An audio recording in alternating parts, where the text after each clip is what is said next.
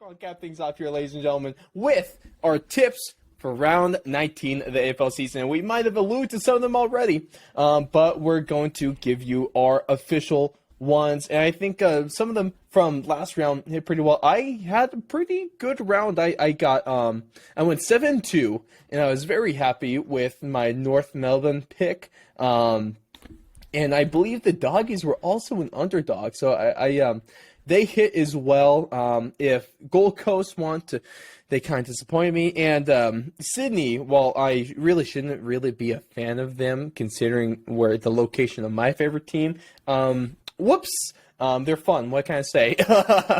And I'm here for you, Donnie. They pulled out wasn't going to look like after the first quarter, even the first half, but they pulled out a great game there at Optus. So those two games are the ones I got wrong. How did you look last round? I was 6-3. The thing that got me was the Gold Coast to Essendon game. I thought it was pretty.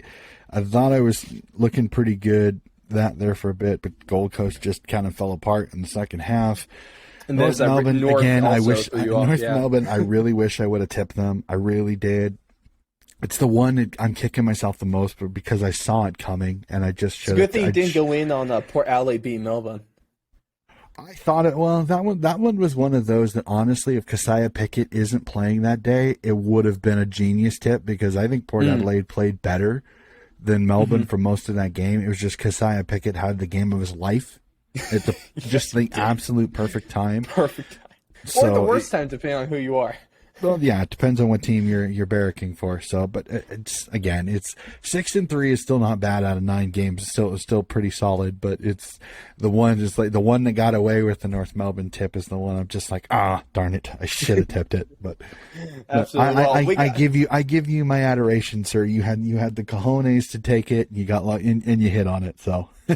There we go. That's what I'm here for. That's definitely up there with my tip of Sydney over Melbourne about halfway through the season as well. So I'll take those. You guys can almost sometimes, maybe, possibly bank all your money on my bull tip of the round hitting because 66% of the time it hits every time. And we'll see if that can do the same with my bull tip for this round. But start us off on Friday Night Footy. We go over to Marvel with Richmond and Freo. One of the conversations I remember having, I believe it was last year, was all those Richmond fans bitching about having a home game at Marvel, even though it's like right across the street. So they're going to have that ability to bitch about this as well. No, I'm just playing with you guys. I love my Richmond supporters. I just give you a hard time because you are a extremely devoted fan base, I think is one of the best ways to say that. But Freo, traveling away from the friendly confines of Optus Stadium, I got them on this one. I'll take the very, very slight betting favor here, and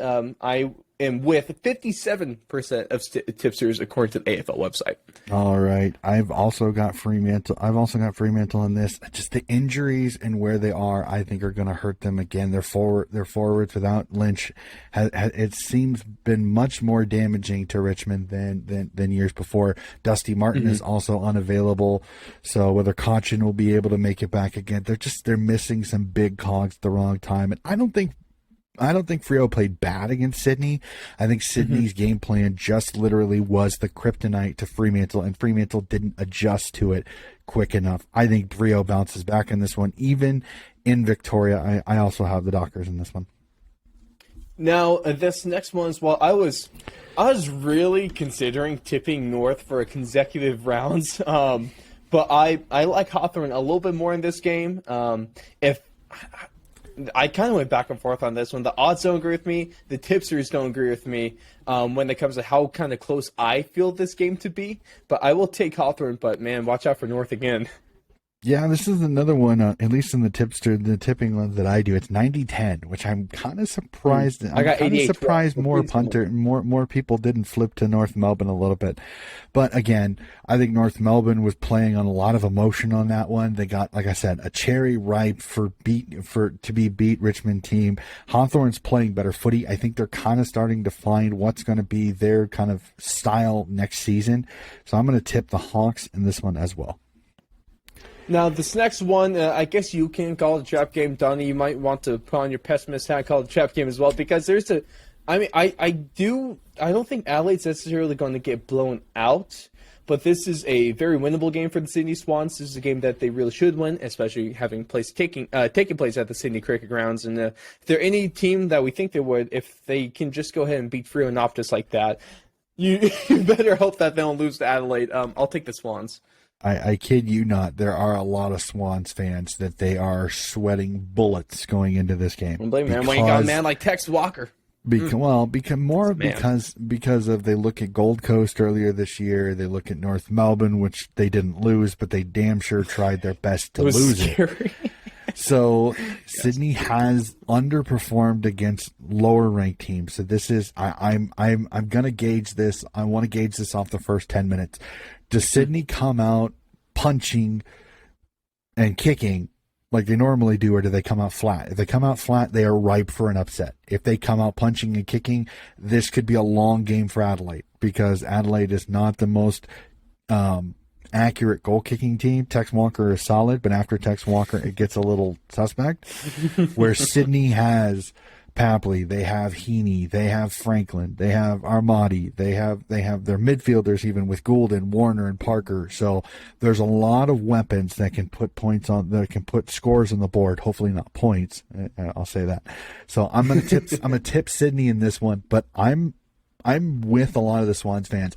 I'm nervous about this one because this is the prototypical. This is the prototypical, as we said, trap game where Swans coming off a big win. They're coming home. Everybody's telling them, "Ah, you should win this one. This shouldn't be a problem." These are the ones that terrify me, because you can't take this Crows team lightly, because on their day they can compete with anybody. Absolutely. 100% there with you. Now, this is another game that can get a little bit dicey, but especially with being at the Adelaide Oval as well, not a tough ground to play, to be the away team on.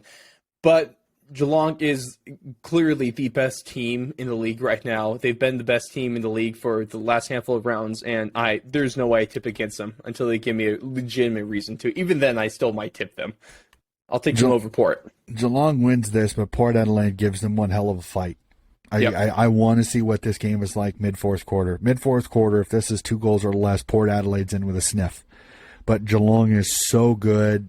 That defense for Port Adelaide is going to get tested the way Hawkins and Stengel and Cameron and all of their forwards are playing right now. They are a nightmare team to try to match up on right now. So I'm going to tip Geelong. Yes, it's at the Adelaide Oval, but this is going to be a cracking game. I think Port Adelaide's going to be in it. I just think Cats too good, too strong. Cats win this one, but I think it's closer than some people think.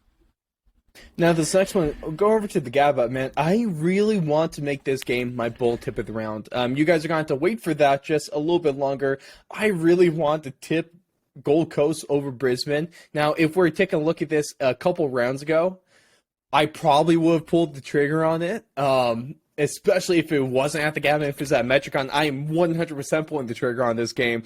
But with how they've looked over the last couple rounds, I am tipping Brisbane. But man, I think if there's going to be any kind of, I guess, at least when it comes to the odds or perception even, if there's going to be any big upset around, it's going to be, it could very well be Gold Coast taking on Brisbane. And I would be so happy. Go Gold Coast. I'm 100% with you on almost everything that you said. You'd have given me this tip 2 weeks ago. You'd given this game 2 weeks ago when Brisbane had all their outs and Brisbane wasn't playing well and Gold Coast was coming off that scintillating win over Richmond. I would have tipped Gold Coast and would have tipped Gold Coast all day. But Gold Coast absolutely craps the bed in their last game against Essendon, and I think all of the momentum for that team is out the window right now. Mm-hmm. So I'm gonna tip Brisbane in this one because Brisbane's just a little bit more talented than Gold Coast at this present point. Gold Coast will be in it. Gold Coast has enough talent; they'll be in this game. Mm-hmm. I just think the class and overall skill of Brisbane is just going to be just the tiniest bit too much. I think this next game is going to be the most, in my opinion, the most curious one. I think, or at least results-wise, this is one I'm looking forward to the most this round, and that's the Doggies against the D's at Marvel, because I think if the Doggies can catch Melbourne early, I think they have a really great chance of taking this game. If Melbourne's able to play their style of footy, obviously they can pretty much beat anyone, I think, except for the Cats at this point. The D's are still really good. I'm going to tip them over the Doggies. But, man, if this is a statement game for any underdog. Watch out for the dogs, man. I got Melbourne in this one, and I think this one could get ugly because, again, Timmy English is going up against two of the best ruckmans in the league. Two of the best ruckmans. I think Oliver should be back this week, which might be the worst possible news. Bailey Smith is back, so the Western Bulldogs will play much better in the midfield. I think this is going to be kind of – I almost kind of go down to which dysfunctional forward line can get functional. Like, and it's the weirdest sentence, I know. But I just kind of think that I think Melbourne is going to get a little bit more service, and if Ben Brown can kick goals, if Keziah Pickett can keep up his thing, I think Melbourne's just got a little too much because Bruce is still coming back from the ACL.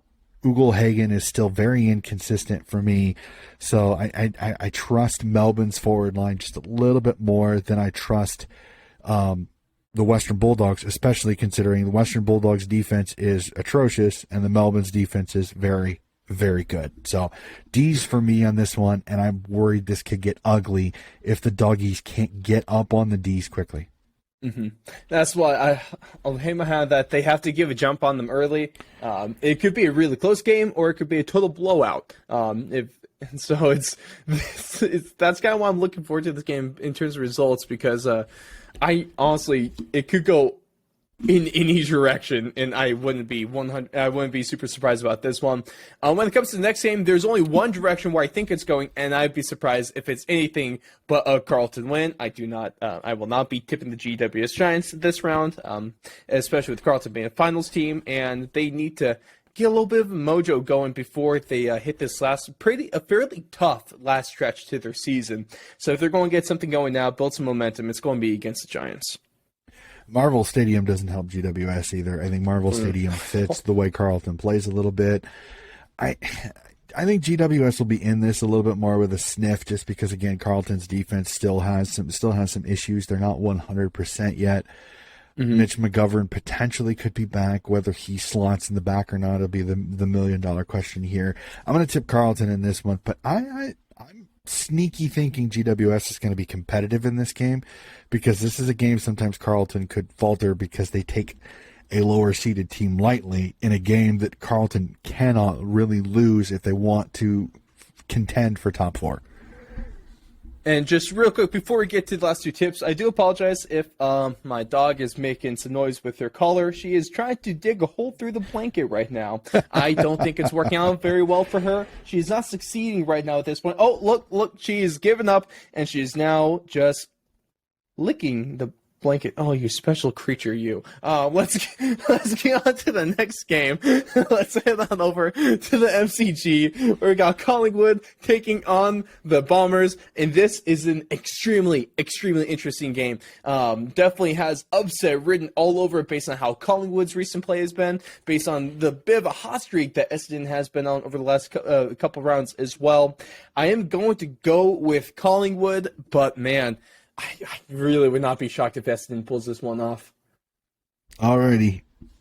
Here it is, ladies and gentlemen. Here it is. I am not normally a bold tip person, but I have I'll earn off. Not just one, but I have two.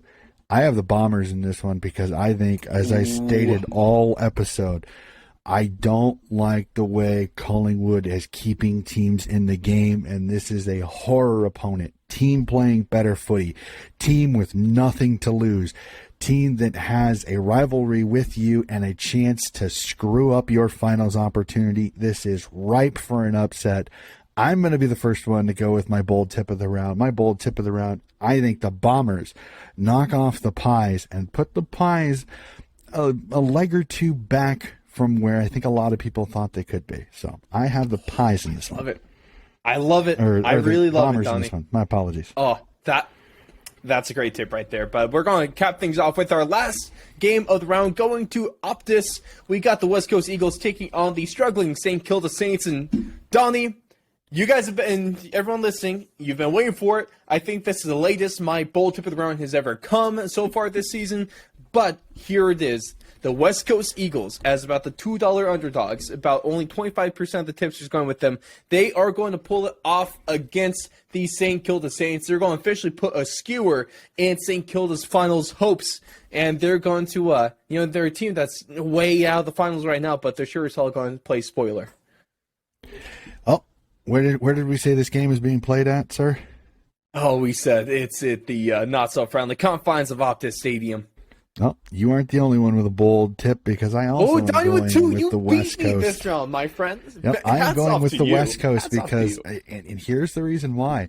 Paddy Ryder is not playing in this game. Another injury, unfortunately, is going to cost him his season. And St. Kilda is rudderless right now. They are not playing well.